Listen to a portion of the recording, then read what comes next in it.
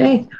Hello, and welcome to Migration Crossing Borders. My name is Sakshi Kumar, and I am the Adult Programs Coordinator at Writers and Books. I am an Asian American woman with brown skin and short black hair. I am wearing a black t-shirt with a blue jean jacket, and my pronouns are she, her, hers. Writers and Books would like to call attention to the complex and troubled history of the lands on which we live and work. We are recording this panel from the unceded ancestral homelands of the Onondaga, or the people of the Great Hill. In English, they are known as the Seneca people, or the keeper of the Western Door. As I mentioned, this is migration crossing borders. Definitively, to migrate means to move from one country, place, or locality to another. As people move and shift, so too do notions of identity, place, and language. A global experience, migration is intricate and allows us to better understand the world in which we live.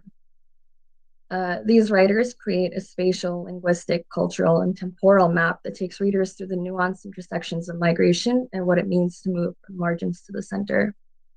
Our panelists are Kathy Engel, Soretta Morgan, and Tuhin Dash. And our moderator is me, Sakshi Kumar. Our panelists' books will be available through Writers and Books' indie bookstore, Ampersand Books.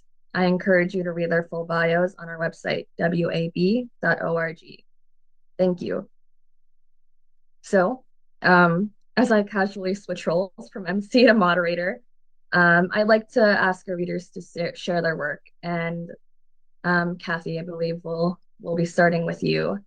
But before I ask you to read, I want to say that because you guys are such, remarkable artists and people, I have your bios on hand, and I'll be including them in our chat.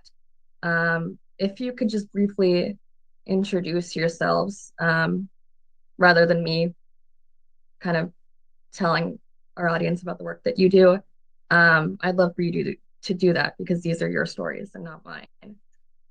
So yeah, if you could just introduce yourselves and then begin reading, that would be great.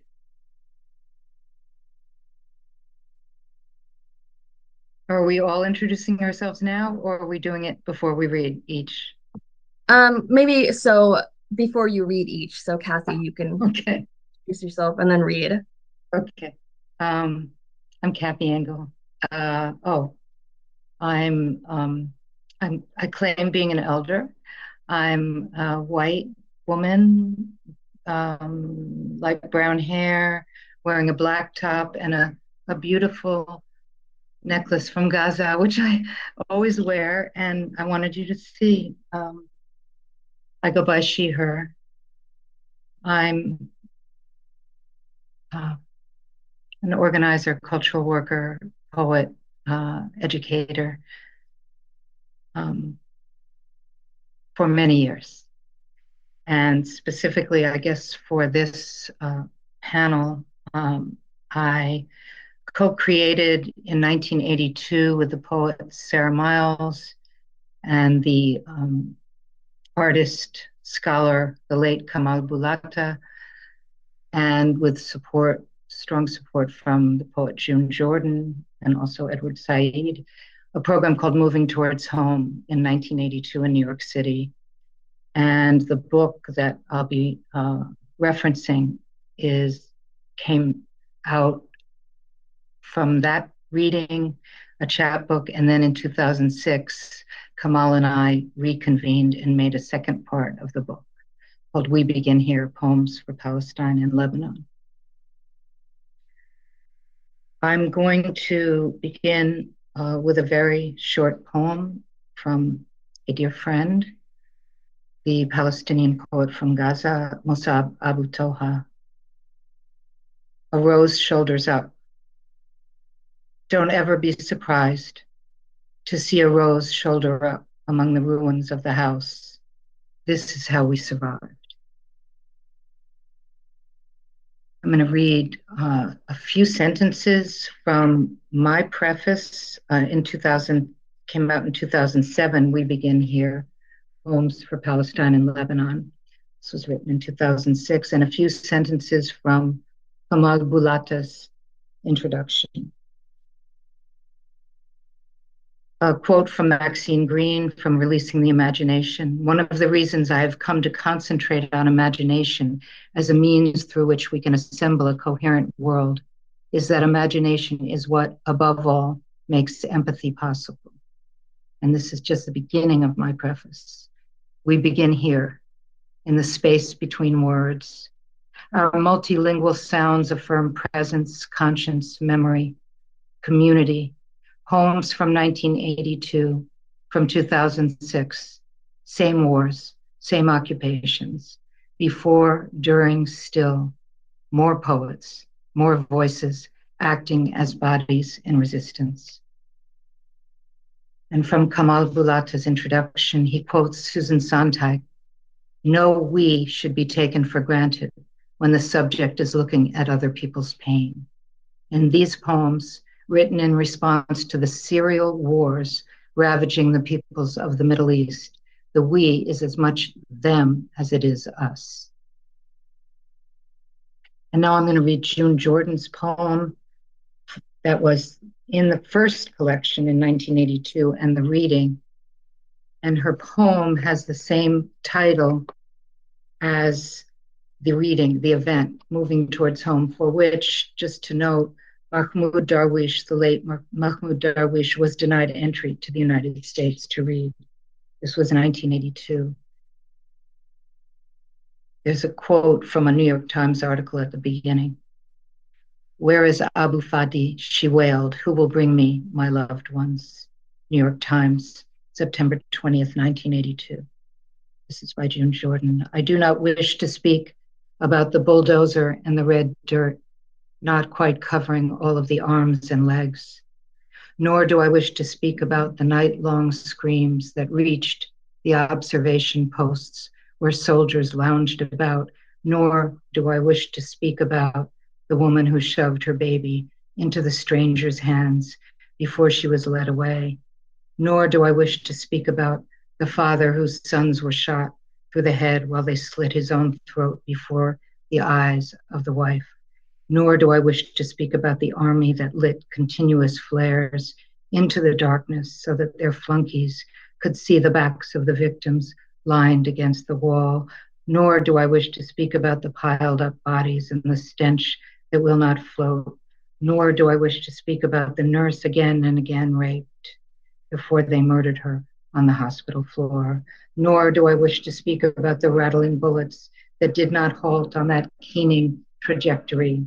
Nor do I wish to speak about the pounding on the doors and the breaking of windows and the hauling of families into the world of the dead. I do not wish to speak about the bulldozer and the red dirt not quite covering all of the arms and legs, because I do not wish to speak about unspeakable events that must follow from those who dare to purify a people, those who dare to exterminate people, those who dare to describe human beings as beasts with two legs, those who dare to mop up, to tighten the noose, to step up the military pressure, to ring around civilian streets with tanks, those who dare to close the universities, to abolish the press, to kill the elected representatives of the people who refuse to be purified.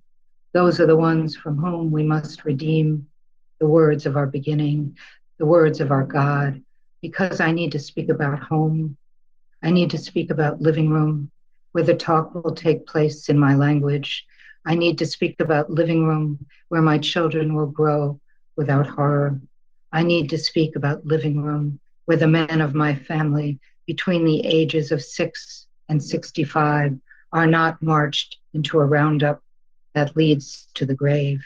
I need to talk about living room where I can sit without grief, without wailing aloud for my loved ones, where I must not ask, where is Abu Fadi? Because he will be there beside me. I need to talk about living room because I need to talk about home.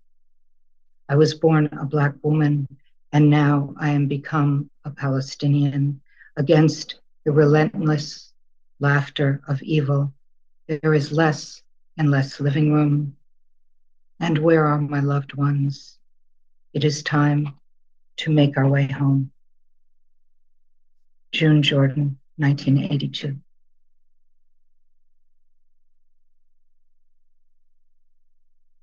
Thank you, Kathy. That was really lovely. And yeah, I really adore June Jordan's poetry. So thank you for reading that. Um, Soretta, uh, could you read next and also introduce yourself? Absolutely. Thank you for having me, Writers and Books. Thank you, Kathy, for that reading, that constellation of readings. My name is Saretta. I use she, her pronouns. Today, I'm a Black woman with long locks, wearing a black shirt, a septum ring, and seated before a window with bamboo outside of it, and a wooden cabinet behind me.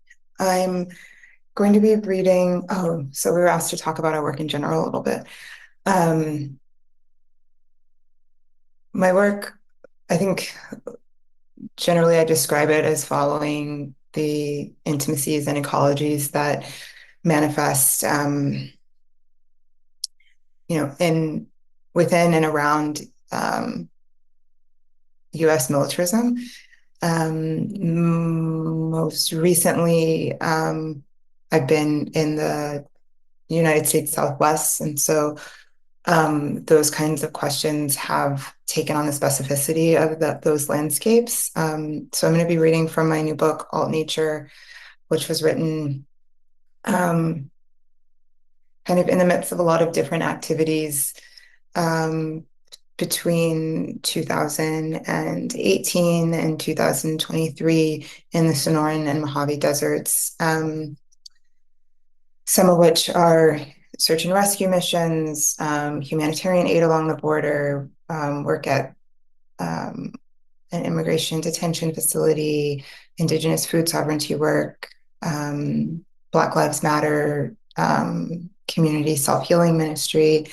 And something about the book is that it doesn't really name these kind of movements, but it was me thinking about really the sensual experience of occupying those spaces with other people. Um, the book begins with an epigraph that is, I want to wake every morning into love, where love is the question of how I'm going to help you get free. And that means whatever it needs to mean. And then beneath that, in my own personal copy, there's a second epigraph that I've written for myself. And it's from the Palestinian American writer Fargo Nisan Tabaki from his essay, Notes on Craft, Writing in the Hour of Genocide.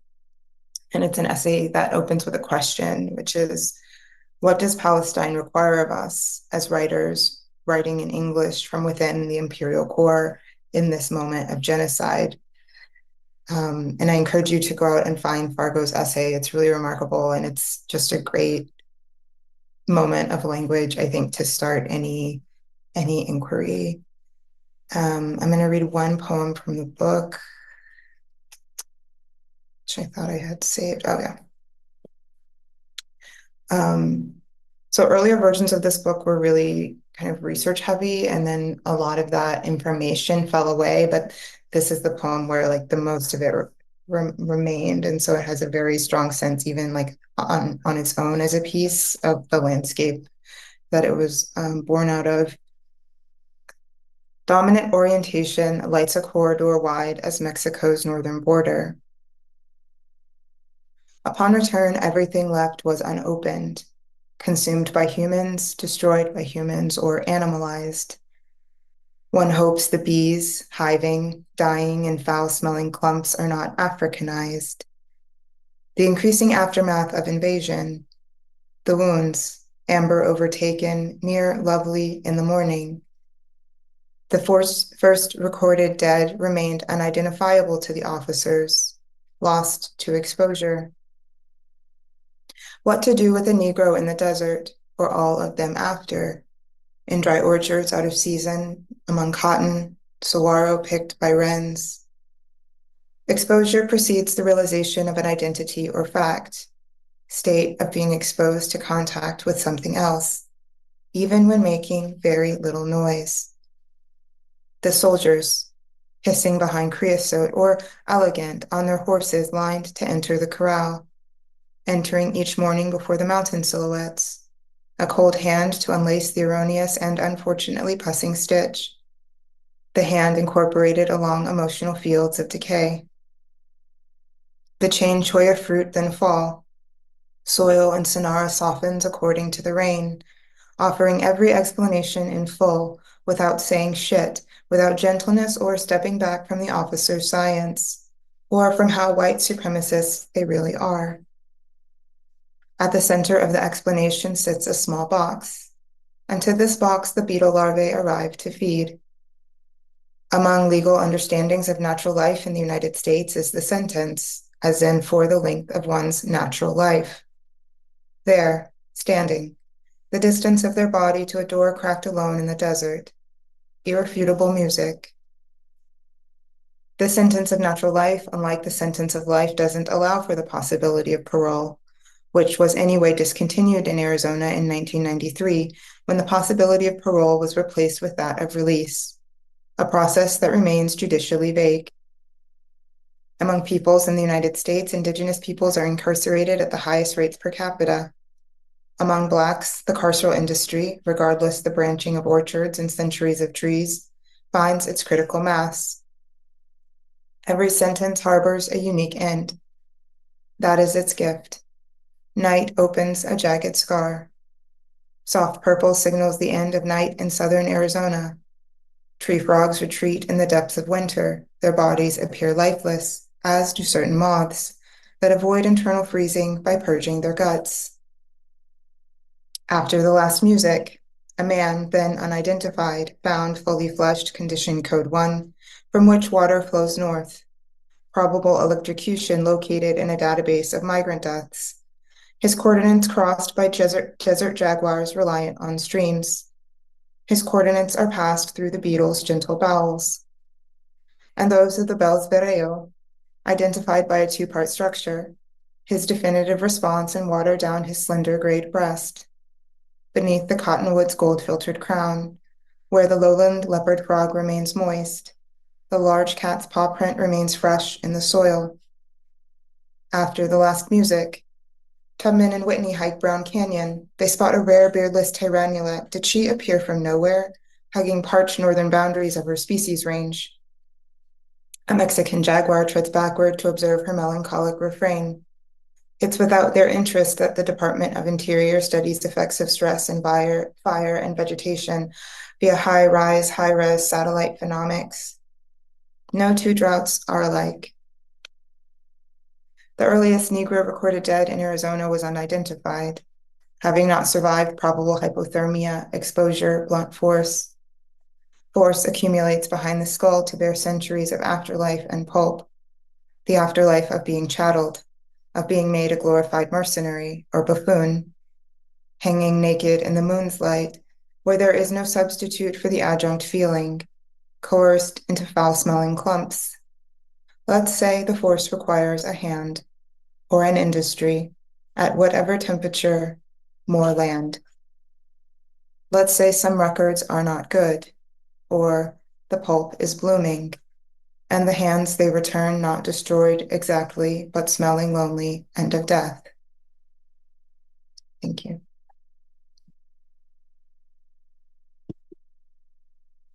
Thank you, Soretta. That was beautiful. I will say that when I was writing this panel description, um, uh, like your writing really felt like a spatial, cultural, temporal, cultural map, um, and that felt really important to me. It was just a very special um, experience reading your book. So thank you for sharing your writing with us. Um, Tuhin, you are going next, right? And you have something that you'd like to share, right? Yes. So this is my turn. Yes. Okay. So I am Tuhin Dash, and I am from Bangladesh. How can I introduce myself other than this? and uh, and I also say I'm a Bengali. Bengali means I speak. My mother tongue is Bengali language. That's basically I try to introduce myself always. These two things first, and I published 8 poetry books in my native language, Bengali, and in 2022, I published my debut English poetry book. It is called Exile Poems. So my life has been deeply impacted by the groups who limit freedom of expression in Bangladesh. So I left my home country in 2016, and Carnegie Mellon University invited me to Pittsburgh, Pennsylvania as a visiting scholar, and City of Asylum is a non-profit organization invited me to join the Writer Sanctuary program. And I was granted asylum in the United States in 2021. So today, I think I'm going to, so as I said, my book was published in 2022, that is called Exile Poems. But I'm also working on a new manuscript. So that's I want to promote or share. So I'm going to read basically from my new poems. And when I'm going to read, I like to share my text, but then also by that you can also read it. It could be visualized together. So just give me one moment.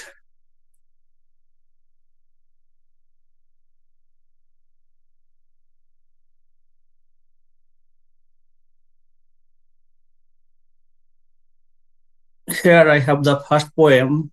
So this new book called, this new manuscript called Uprooted. As you know, I am from like a different country, different culture, totally like feeling uprooted. But in this poem, I talked about a group of singer in Bangladesh or in India. They call Baul. So Baul is a group of people who sings folk song. They're a folk singer, and these folk singers are being persecuted by Islamist fundamentalist in Bangladesh. So I wrote this poem about it. It's Uprooted. One bowl's home burns, another is rotting in jail. Some cut the bowl's hair, some make them read the Tawbah. They do such peculiar things. Who are these who look human but never became human? Some break Lalon's statue, some shut down the music. Bowls brought to court and put behind bars when he should be amongst people singing with his dotara. What is this battle between scriptures and songbooks? What is this stream of tilwat over the hand drum? Let them all be, let them all be together in their own ways. Let the bowls sing for people and return home at dusk like everyone else in peace.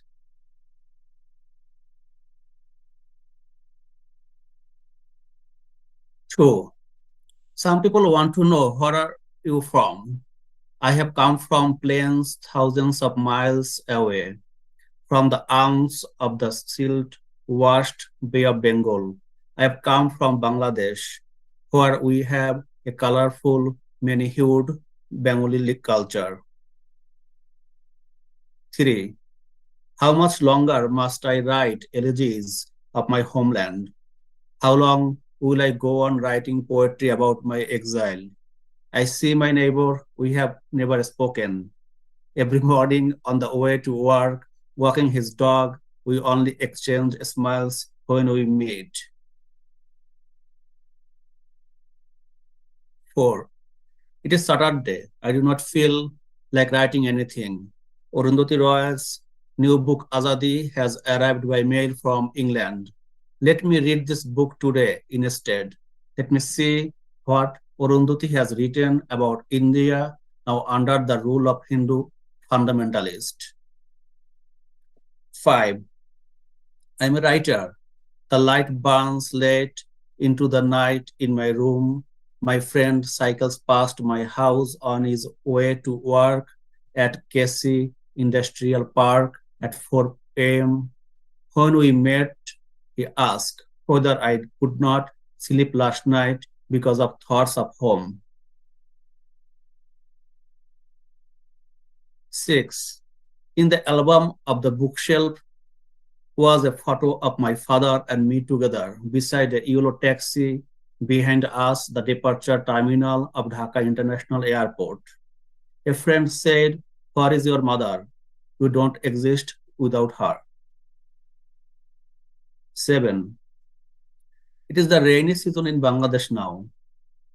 3 out of our 4 parts of my country are underwater. Outside the city council building, I saw the other day a teenager holding all by herself an environmental placard. She is our representative. She wants a world everyone can live in. Come, let's all go stand next to her. I have these last 2 poems. 8. Walking along Federal Street, I see inside a closed down restaurant someone watering all the cactuses. The scenes from the movie Manto haunt me a great deal these days. It makes me wonder, then, am I also being similar to the storyteller Sadat Hassan Manto? Our agony at leaving our homeland is identical. 9. The sky is a deep blue. Beneath it, with a head filled with glowworms, I walk along. I am just like my drawings, black and white. By the way, this is my drawing. I'll basically stop here. Thank you, Tuhin. That was really, really lovely. I'm just thinking about that last line. I am just like my drawings, black and white. Oh my goodness. Um, so I don't know how many questions we'll have time for, but my first one, and this is for all of you. It's kind of a broad question. Can you share with us how your collections came to be? What was the process of writing them like? How long did they take? Did you have clear intentions when you started writing? Or was this more of a process of discovery or both? And Tuhin, you could talk about the manuscript that you have or Exile Poems or both. And Kathy, uh, additionally, could you talk about the process of being an editor for Begin Here? We Begin Here. What was that process like? And anyone can start.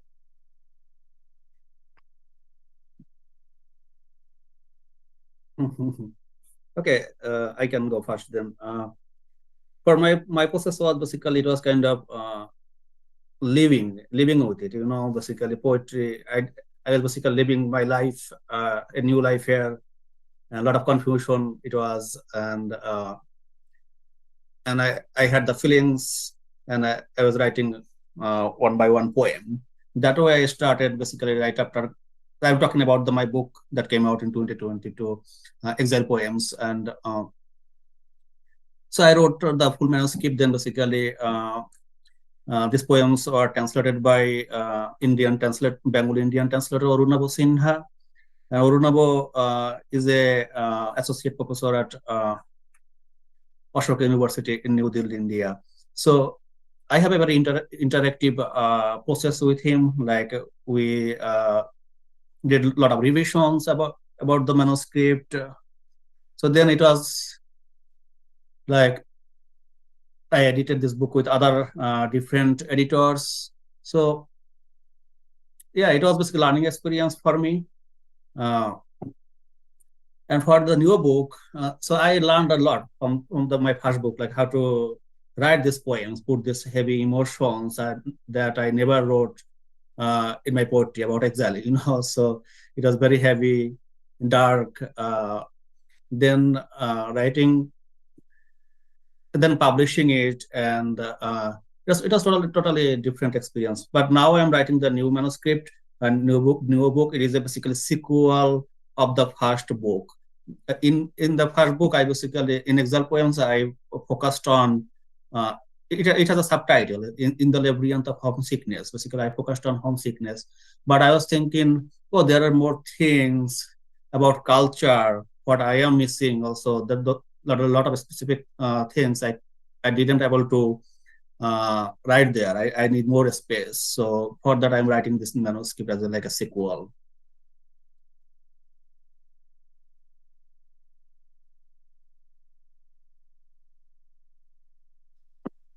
Thank you. Thank you, Tuhin. Maybe Saretta, could you answer that question next? Thank you. So the writing process for this book, I moved to Arizona in 2018, well, very end of 2017, and I had been writing a different book at that time that was kind of based around my paternal family's farm in the Florida Panhandle, and just like kind of watching that area move from being Black-owned farms to being largely employed by corporate farms and prison industries. And when I got to the desert, it was the landscape and just the cultural situation it was so overwhelming. I couldn't write about another place, but I also couldn't write about the desert because I was I was new, and so there was a long period of kind of playing around in archives and doing research and reading, and the book eventually began out of that. And then at some point I realized that, there's a space for books like that. It's kind of like in the docu-poet realm. And but I also realized that that wasn't a good way for me to tell a story, and that in trying to write something where I felt like I was trying to share an experience with other people, I was actually writing language that made me feel further alienated from where I was. And I had all of these drives around like kind of wanting to see more Black queer femme perspectives on militarization and on the environment and on migration in a contemporary and historical sense in the United States. And I think especially being someone who's directly impacted by the carceral system and directly impacted by the military, like there's such a dearth of those stories available. And so there was like this like legibility that I felt really committed to. But I think when I let that go and kind of just like, there was a moment where I was like, okay, this is the landscape that I've created, but actually what I need to do is just lay in it and see what kind of language comes up. And so I think at that point it had already been like 4 years. So the most of what exists of the book was actually written in the like last 9 months before it got published, and everything else is just kind of shelved. But what's really nice is that it's really a book. One, I think it's the book that only I could write, and I was really glad to arrive at that point. But it's also a book that's like, I had somebody ask me the other day, like, were you worried that people who aren't familiar with the desert wouldn't be able to connect with the book? And I really wasn't.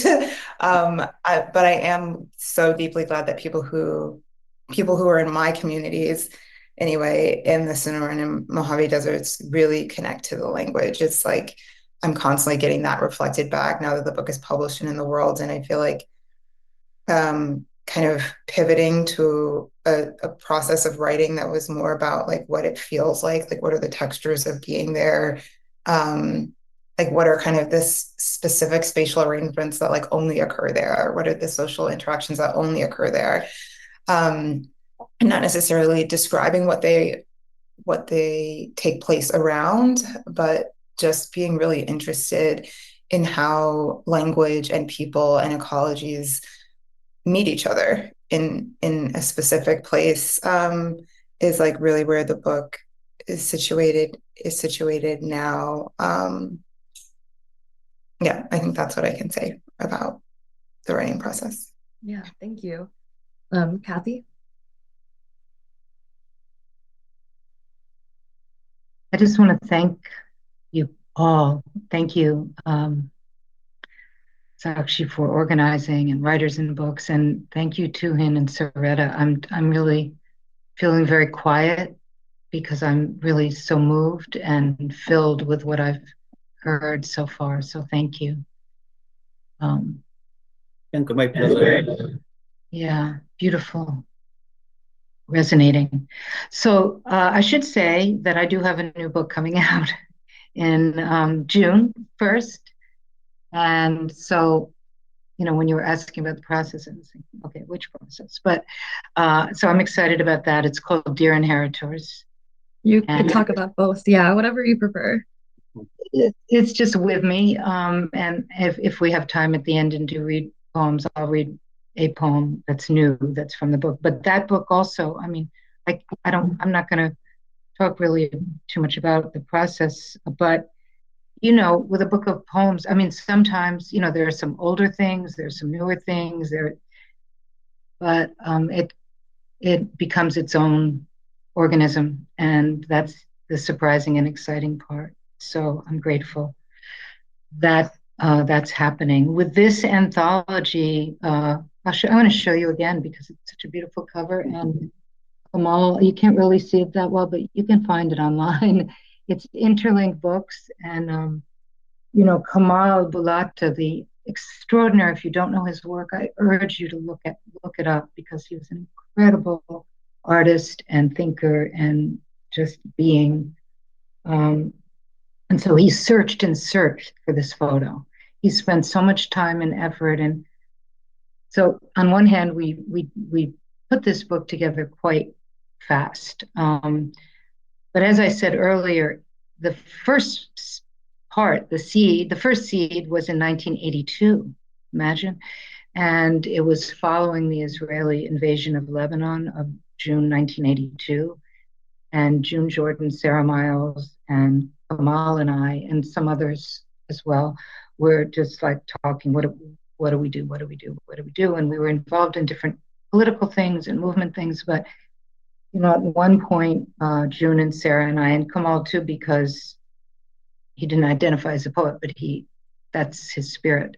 And so we said, well, through poetry, and so we created this reading in New York City in November at the Ethical Culture Society. There's a whole long story that has to do with Pan America, by the way, but I'll tell it another time, who was a co-sponsor. And then there was an aftermath. But so it was the first time that Israeli, Lebanese, Palestinian, US poets shared a stage in New York City that we knew of.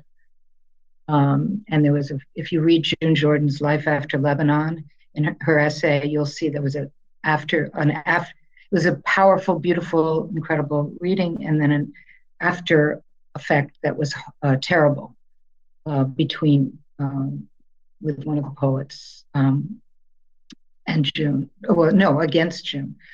So that was 1982. A little chapbook came out that Kamal put out with the Arab American Cultural Foundation called And Not Surrender, American Poets on Lebanon. He decided to condense it and focus on, U.S. responsibility, impact, words. And that came out in 82. Then over the years, we eventually lost touch. He moved to south of France, he and his wife, Lily. And over time, we lost touch. And then, there's so many invasions and, terror, so much terror. And in 2006, during that time of that war, that invasion, we found each other again. we each at the same time asked other friends, and then we began making. And this anthology was not. It came out in 9 months. I mean, Interlink Books just agreed. We decided, and I think this was really Kamal's thinking, to also focus on poets who are mostly living here, even but they might be quoting, people who are not from here, Arab American poets, different poets with different uh, countries of origin and backgrounds and experiences and ethnicity. But we did focus it, and I will say that we we reached out to poets we knew, whose work we knew, who we knew, and the response and the help, the editorial help, all the help was incredibly generous. And we did it all long distance. We didn't have Zoom. And thank goodness his partner Lily helped us, because I think, I'm a little too impulsive and sloppy, and he was incredibly meticulous and scholarly. And so I think sometimes it was hard for him, but we managed to, that's how these relationships are. When it came out, we then started touring with it, so opening up spaces for people to talk, and different people could read the poems, not just the writers, in communities, and it seemed to serve that purpose. The thing is that with an anthology, I mean, bless anyone who does an anthology, because it's really hard work. I don't know if, sometimes I think about it, I feel like organizing is always an anthology, whatever one does in community, but there are people who aren't in it, who should be in it, and you want it to be ever growing, because it doesn't include everyone. Everyone who should be, and that's just something you live with, I guess, and try to apologize for. But that was the hard thing, and also doing it so fast. I had friends who came out with the most beautiful anthology around the same time, and they'd been working for 7 years. So, you get something. We just felt an urgency at the time. We just felt this need, but you lose something too, when you fast. I have noticed that the book has reemerged this year, and I'm just grateful for books to have a life in that way and to serve somehow. Sorry, right. No, don't be sorry. Thank you for that. My next question, and this may be related. I want to talk about the relationship, if there is a relationship between form and movement, or even form and migration.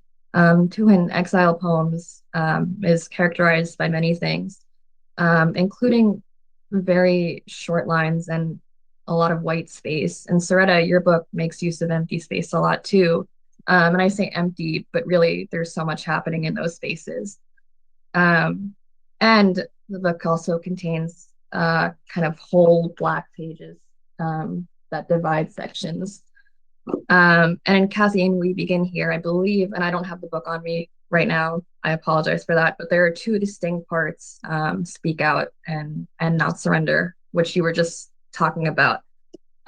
So I guess my question is there a relationship between form and movement, or even form and migration? And if so, can we talk about that?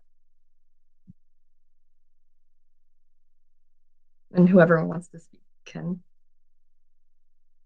I can start with this one. I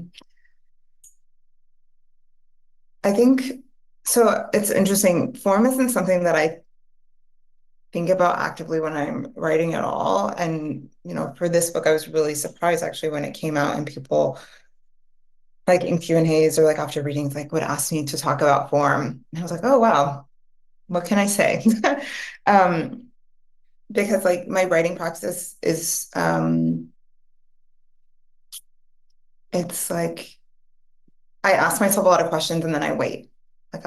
And so that waiting could be like 30 seconds, right? It could be like I ask a question, I lay down on the floor and I wait for like language to come, or it's like waiting years, and sometimes multiple answers come, and they come one after another, or they come months apart. And I think I don't really question language when it arrives. Like I trust the living that I do around writing. And I feel like a lot of like my kind of like craft decisions probably happen in that. And when the language comes, I just write it down. And so like, if like in the poem sequences, consequences upon arrival that feel just like kind of like they just go, it's because the language came that way, as opposed to, poems like in the beginning, like Dearthlight is a poem that I wrote over the course of 5 years, and I rewrote it several times as, it's a love poem and that relationship was changing. And so you see the halts in it and the big gaps in space. And that's because like that's the amount of time that that passed between like one piece of language arriving and another. Um, and so I think like absolutely for me, what I'm moving through geographically and physically, and how much time is passing, like those things really are the form that the book takes. And I'm not a writer who will then try to like impose a form on top of that to try to make the words say a certain thing or make the reader receive it in a certain way. I really kind of trust the way that like life makes its own impressions on language. That was so beautifully explained. Thank you. Does anyone else want to answer that question?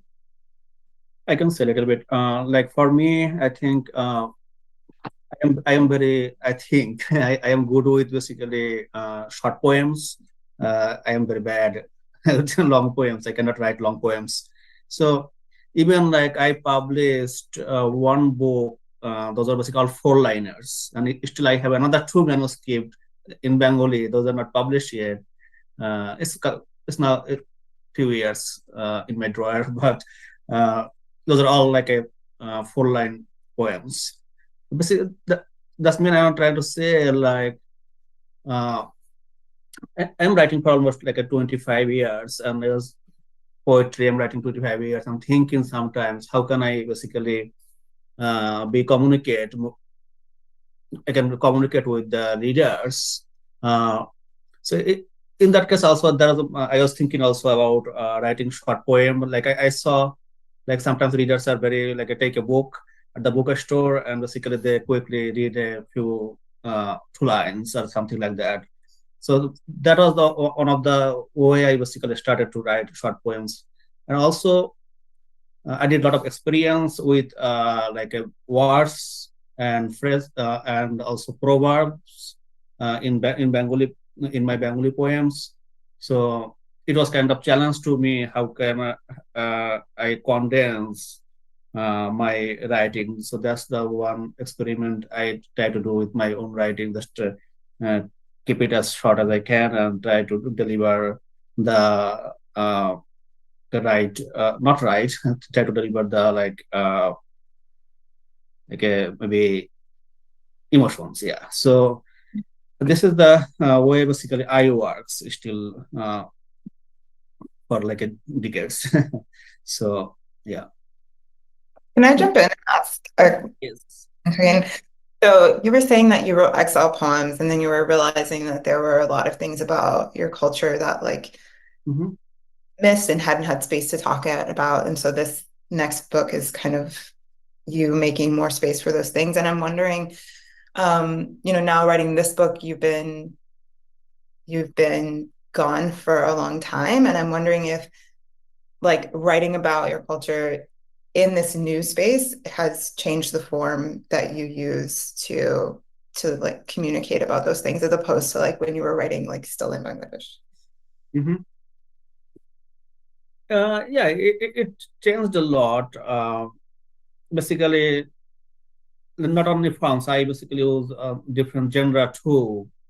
Uh, but after coming here in 2016, I was thinking, okay, what I need to write now, what I didn't able to write in Bangladesh too. That was another focus too. So then basically I wrote like a novel about Bangladesh. So that was my like a first novel, and I think that's my last novel too. Because the writing novel is hard, very it takes long time and a lot of attention. Uh, yeah, a lot of things. I have a plan for another novel, but I'm not still brave about that. I don't know. I did very hard work for that first novel, so and I'm not still satisfied. I'm still working on it. So then I wrote also lots of articles. I got published few articles about migration, about home, this in like in English, and also basically I wrote a lot in Bengali in different uh, websites, journals, and still I was feeling like something is missing. I couldn't able to touch. Then basically I found okay, basically for this my feelings I need to put this in poetry. So that was the another way I figured it out. So like I was reading the first poem. It was about the Baul, the folk singers who are being persecuted in Bangladesh. Like I didn't write about them in my book. There is a river between Bangladesh and India, so called Tista, and there should be a treaty between Bangladesh and India. India should give a certain amount of water to Bangladesh. Uh, but it didn't happen. So I want to basically talk about these more things, and also like my personal cultural things, what I'm missing here. Uh, so like those kind of things. But as I'm saying, like in Bangladesh, I was not writing that much political poems. I was writing basically mostly articles, political articles, but my poems are very basically like relationship between human and nature, and just a very like a artistic and small things about life. It's not like a big events about politics or something. But some people will say maybe everything is about politics. I agree, but still I'm saying it was more abstract poems I was writing.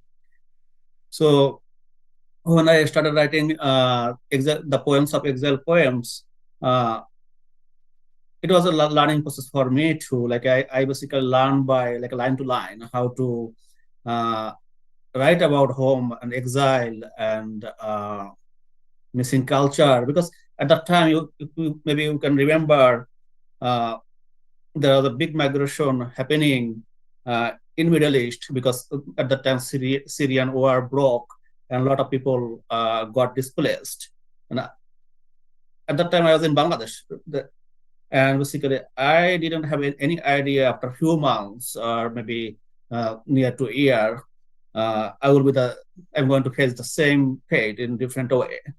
So yeah, it was like I basically I can say also learned from two after coming here and writing one word by word also. Yeah, yeah. But for the second book, I already wrote the first book. I have experience a little bit have like less. I'm not doing that much experiment with this. I'm just going to follow the form of the first book and basically going. I already wrote 50 poems already. Half of the book is translated. I'm writing now basically the preface. Yeah, so I hope at the end of this year I will able to uh, finish my editing, and basically next year I will start looking for publication. So Thank you, Tuhin. Yeah. I'll just say very brief on the relationship between form and movement. Yeah. I think I love the question. I love the whole thinking of it. To me, form is, there's form and there's craft and there's the process of making anything, right? And the internal and external, and what's the physical geographic, and what's the whole in internal migration and process, and what is that relationship. So with form, I feel like, well, for me, in any poem, for example, usually, sometimes it just comes the way it comes, right? But usually it's finding where is the elbow, where is the shin, and it finds its way, but I think the shape of it, the line breaks, everything has to do with form. It's just not necessarily form in the way, in the conventional sense, or the traditional, I should say, sense of form. But I also find, I mean, just as a writer of poems, I really struggle with form in the more traditional sense, and so I practice and then hope that in the practice it's sort of like, if you're a dancer, you work at the bar, and probably at some point, and then that teaches you whatever it teaches you, and then you do what you do, or maybe you use a recipe for cooking, and then afterwards you improvise. So I feel like the practice, and there are different ways of practicing, I mean, and I think they're all related to the processes of whatever they are: movement, stillness, dislocation, belonging, not, all of those, dissonance, even the relationship of the body to the writings. So I think it's kind of the question, the active question is in, I think for me, in the whole process of what it even takes to write, and in the different ways of that, or to not be able to, but to remember in your head, say. So I love the question. Or when they're just something is telling you, no, there are too many. There, you need more space on that page. Or I've been working a lot when I can, also outdoors, with writing short poems or haiku or fragments on stone or slate, and that is a whole other experience physically with the words and with the sounds. Yeah. Thank you, Kathy. Thanks for all of those answers. We are somehow running out of time. That's okay though. I had so many questions planned, but I guess maybe the next one that I want to ask is, can each of you talk about the cover art for your books? Because for me personally, I think we should be talking or paying attention to all kinds of paratext. And I can't imagine that any of your covers were chosen without kind of careful deliberation. So if you don't mind showing off your collections and talking about the artistic choices made there, if there was something there, yeah.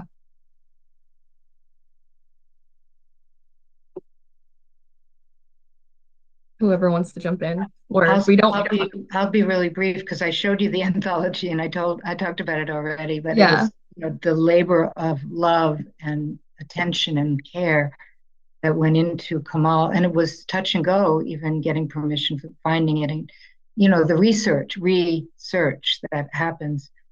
I will say, with my own poetry collections, that my last book came out in 2020, and a dear friend, artist who lives in my community, who's also a photographer, it's his work on the cover, and I found that relationship is, I love the cover. I don't have it here to show you, that book, The Lost Brother Alphabet, but I love the work, and I had been wanting to, when I kind of soaked in the book that he had brought out a couple of years before, of just these beautiful ocean and light moving photographs, the stillness. I wanted to somehow connect with them poetically, and so I was really grateful. My new book, I'm so excited about the cover. I mean, I want to do everything with her art. It's an artist named Darlene Charneko, and she does these amazing weavings with actually tiny nails that she paints, and they're mappings and weavings. And ever since I met her years ago, I said, I just hope that we can connect between my words and your art. So to me, it's almost like naming something. It's that important, and I feel like it's a relationship. It's a fusion. It's a companionship. So it's really important. Thank you. Does anyone else want to talk about their cover art? I can. So the cover of my book is a collage from the contemporary photographer Dion Lee. She's a Black femme raised in New York City, but for the past several years has been doing work in this, like research in the Southwest United States. And what really drew me to her work is that she's a landscape photographer, but she doesn't work in like the expansive vistas that we've come to recognize as landscapes. She cuts up photographs of the earth and collages them, and that becomes the landscape. And so, even though the imagery that's in the the image on the book cover is not specifically all of geological features from the United States Southwest, I think that the kind of the comment on landscape photography that she makes is really important to like reconceptualizing how we understand landscape, how we understand, or how bringing attention to how we've come to know places. And landscape portraiture, landscape photography was a big part of the propaganda about how most of the United States has come to conceive of the Wild West or whatever. Yeah. Thank you. That's so interesting. For my cover, my book cover, it was done by artist Sabine Clemente. She was from Belgium, and I think in 2017 maybe she came to Pittsburgh for a short-term residency with City of Asylum, and I was working on this book, and basically I requested her, hey, can I get a drawing? If you draw me, that would be nice because I want to cover something that is related to Pittsburgh. So then basically there is a local Irish bar in our neighborhood. It's called the Monterey Pub. So I used to go there a lot at the time of my residency, as a writer in residency at City of Asylum. So yeah, then so we went together, and I was basically drinking and eating, and she basically do that. And when it was kind of like I wanted to basically give some kind of local touch to the book, and as I was very very happy when I also found my publisher. She's from this region too. She's from Pittsburgh, so this is a like publication house called Bridge and Tunnel Books. They published this book, and it's a Pittsburgh-based press. So we had other few ideas about cover, but my publisher and also both I decided to go for this one. So yeah, it's like an illustration. I can show you. We can see. Yeah. It's Yeah. not it's not about like having fun and drinking in exile. It is basically about being touch with the community. So Yeah. It's such a cool cover. Thank you. Thank you for that explanation. So maybe the last question I'll ask before I let you all read a poem each is I'm always struck by each of your writing, how matter of fact and frank it is, kind of um, just like it's done without any kind of over explanation. It feels not unembellished, but even when there are metaphors and figurative language, it feels like there's no really hiding behind that. Um, so I guess I was hoping you could talk a little bit about that. That's a question for either any of you or all of you. And I want to say too that I'm struck how your writings are hybrids of not just poetry, but also like news reports and like bureaucratic legal language. There's a lot of things happening in your writing. I'm wondering if you could speak to that. especially while you're obviously talking about such heavy and weighty issues. Yeah.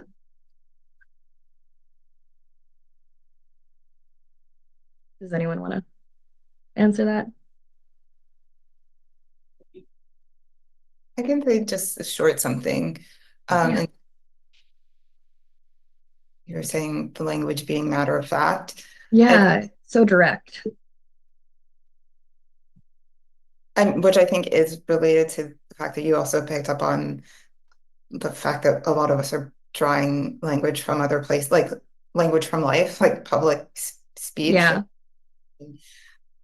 I think that a lot of the things that we're talking about are just like really inherently like evocative of emotion already. And a lot of times those emotions are not pleasant ones, but they are really intense. And I feel like you actually don't have to do a lot to the language in those conditions. Like it's, you know,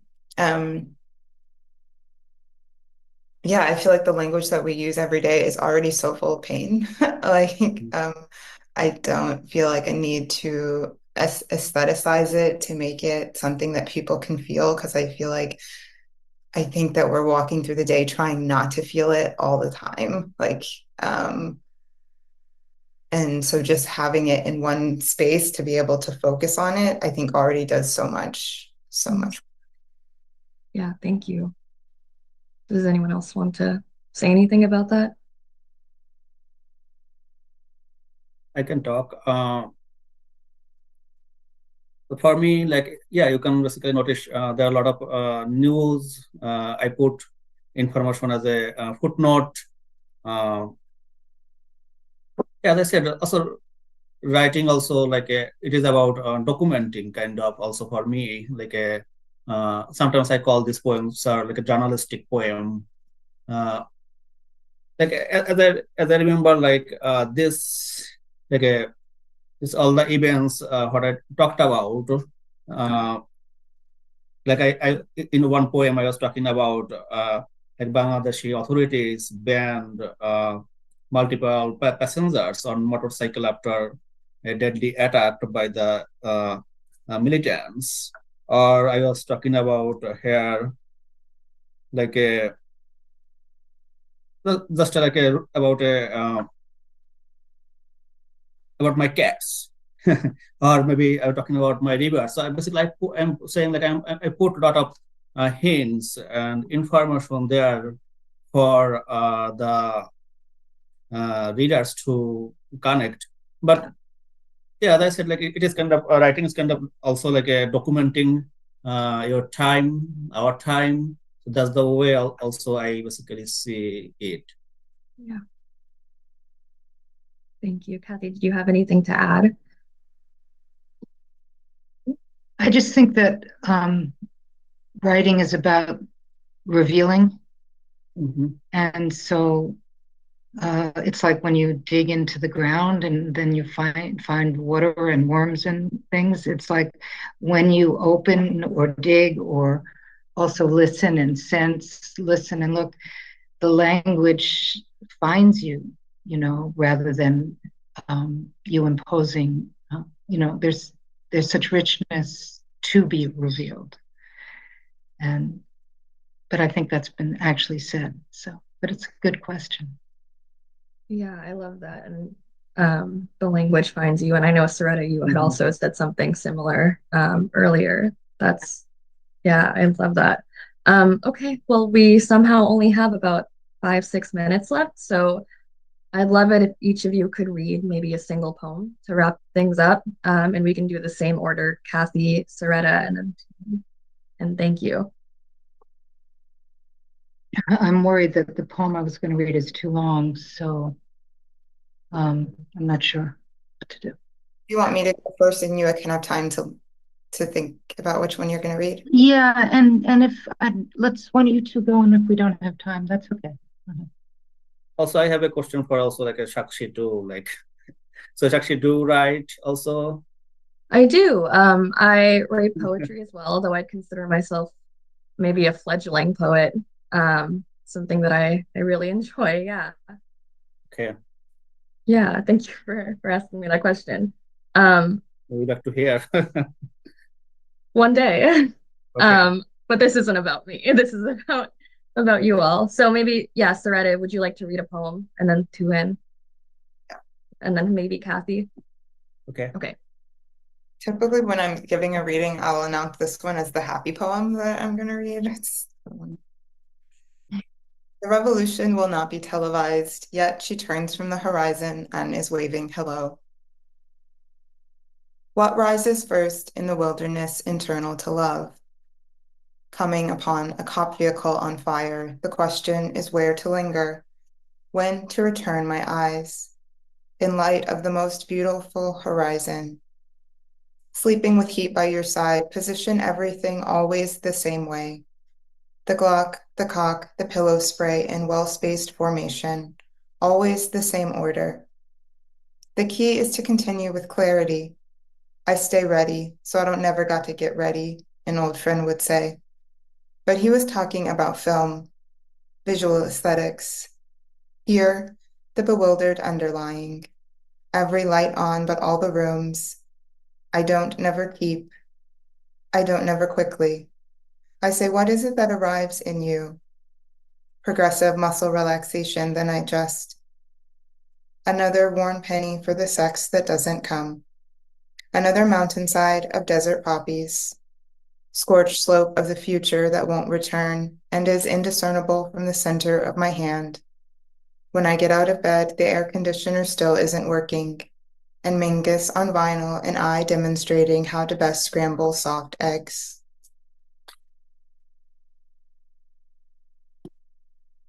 Thank you, Soretta. Tuhin, did you want to read the poem? Yeah. Yes, I'm going to read also. I'm going to share on the screen. By that, you can also see it. Just give me 1 second.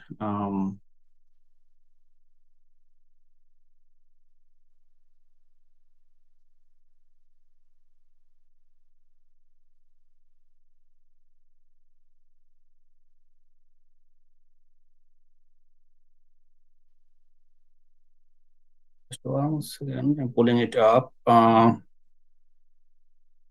here, but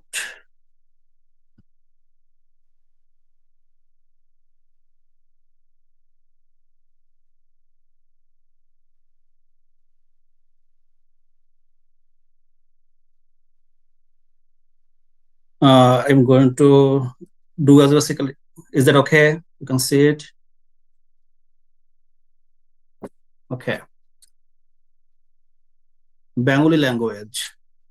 My eyes turned into butterflies and flew away one day. One settled on a flower where loneliness was stored. This is how I have lived these past years in solitary blindness.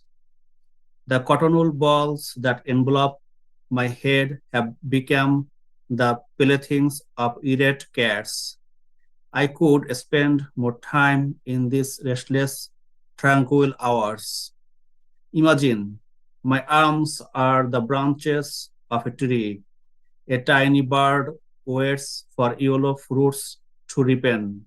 On its wings have returned my evergreen Bengali language.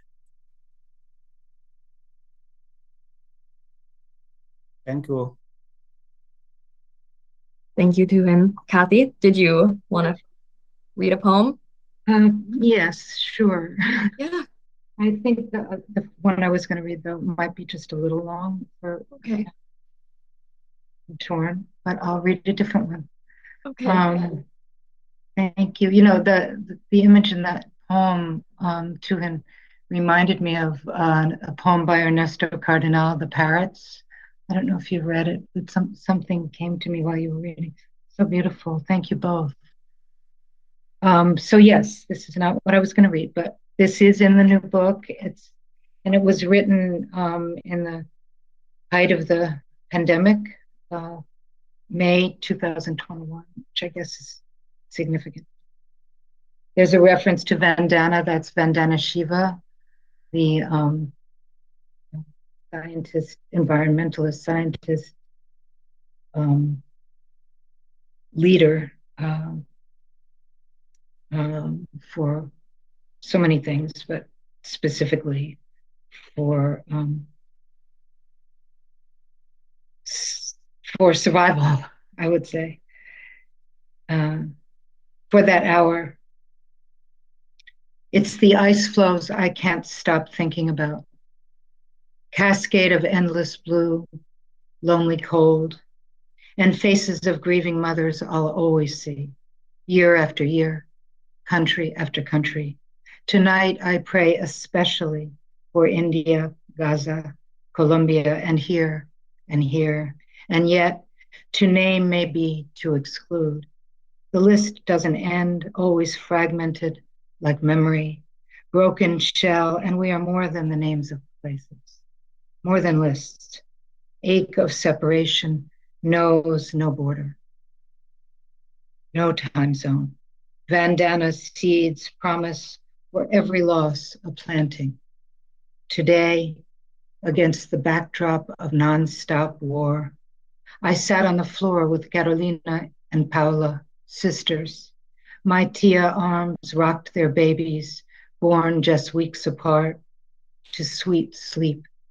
Tiny frog legs, bellies softening, faces up toward whatever's there, and for that hour, listening to the beautiful mamas I knew as children, me telling early stories of my babies, their sister friends, Ella and Jaja.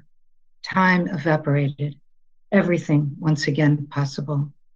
Each sudden twitch, skin smelling so new. Thank you. That was gorgeous. Thank you. Okay, it seems like we're about out of time. Thank you, Kathy, Tuhin, and Soretta. Thanks for being here today and for sharing so much of your work and yourselves with us. It's really been an honor sharing this space with you all.